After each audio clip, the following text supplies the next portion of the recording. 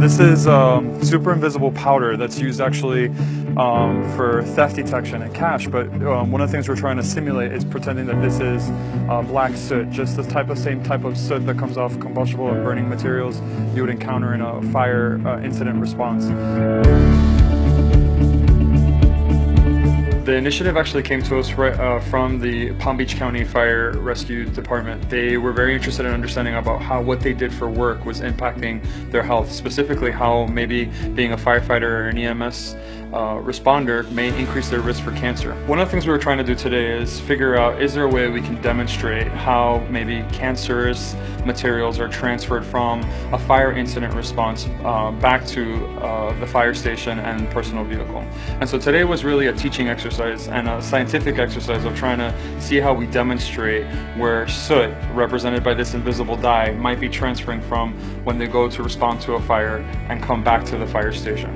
So the goal today was trying to be able to identify, can we feasibly show how soot is transferred from a fire incident response back to their truck and back to the fire station.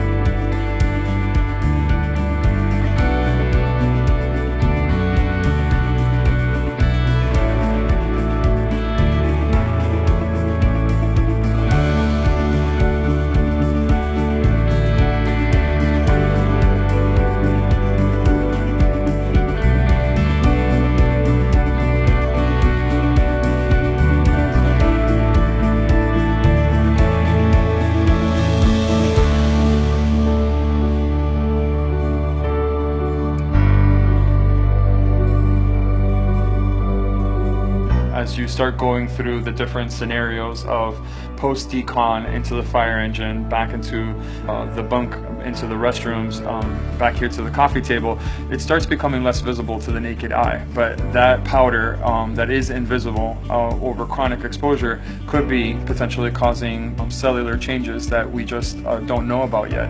And hopefully through some of our studies we can start identifying those changes.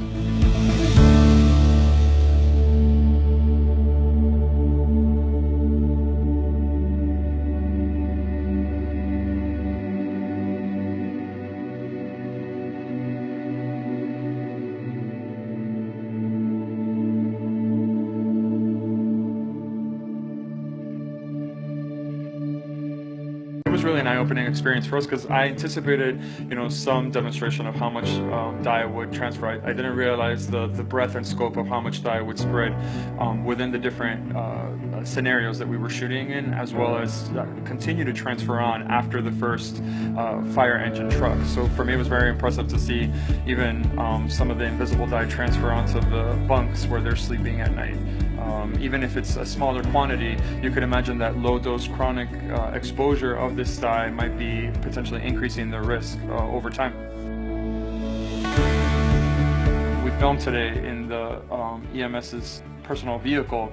You could easily see even fainter wisps of plume of dye on the ceiling as well as on the seat that were not direct contacts but were physically visible on that, suggesting that the particulate moves around. So you might not visibly see soot, and in this case we got to see a dye, but that could potentially be increasing your cancer risk. The firefighter works as a fomite and is transferring, carcinogen from where their place of work back to their personal home. So we had an opportunity to have a child with us today to be able to demonstrate maybe what happens in passing some of that soot using a soccer ball. So we were able to have a child play with one of the EMS firefighters with that soccer ball, and we were able to see second-degree transfer of this invisible dye, i.e. the soot, transfer from the EMS to the soccer ball and to the child. One of the activities that I hope arises from this video that we're producing is that firefighters are a little bit more cognizant about how hygiene is a very important aspect, and decontamination is an important aspect of post-incident fire response, because it makes them a little bit more aware of not only of the soot that they bring back into the fire station, but also what they might be taking to their personal homes and sharing with their families through secondary and tertiary contact of this soot on their own person. And I hope that the firefighters see that as a way of creating an opportunity for awareness and discussion of how we improve hygiene and decontamination within the fire service.